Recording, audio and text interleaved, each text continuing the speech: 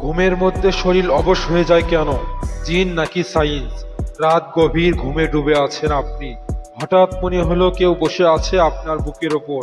আপনি চোখ মেলে তাকালেন, কিন্তু শরীরটা যেন একটু নড়ছে না। চিৎকার করতে চাইলেন, গলা দিয়ে শব্দ বের হচ্ছে না। মনে হচ্ছে আপনি বেঁচে থেকেও মৃত। এটা কি জিন নাকি অন্য কিছু? আজ আমরা জানবো ঘুমের মধ্যে শরীর অবশ হয়ে যায় কেন। এই অভিজ্ঞতা কতটা সত্যি, কতটা কল্পনা, শুনুন পুরো গল্পটা। বাস্তব অভিজ্ঞতা। বাংলাদেশের অনেক মানুষ অভিযোগ করে ঘুমে চোখ খুললেও শরীর নড়তে পারে না, বুকের ওপর চাপ অনুভব করে, কেউ যেন পাশে দাঁড়িয়ে তাকিয়ে আছে।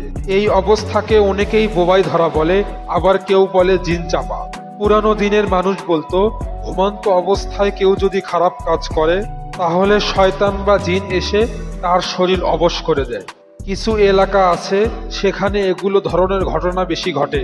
কেউ আবার বলে নির্জন বাড়ি, পুরানো বিছানা বা রাত ৩টার পরই এইসব ঘটনা বেশি ঘটে। অনেকে বলেন রাতে কারো হাসির আওয়াজ বা দম বন্ধ হয়ে আসা অনুভব করে।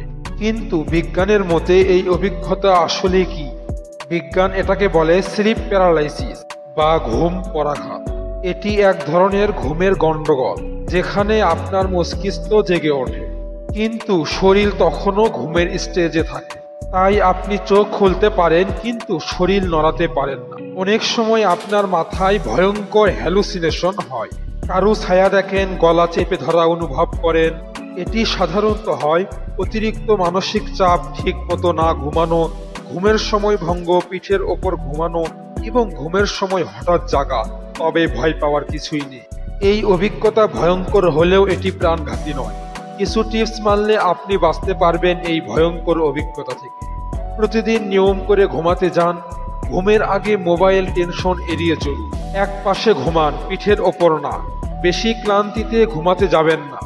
আর যদি ভয় লাগে তাহলে মনে রাখবেন আপনি একা নন। এই অভিজ্ঞতা পৃথিবীর ৮ থেকে 10% মানুষই জীবনে অন্তত একবার অনুভব করে।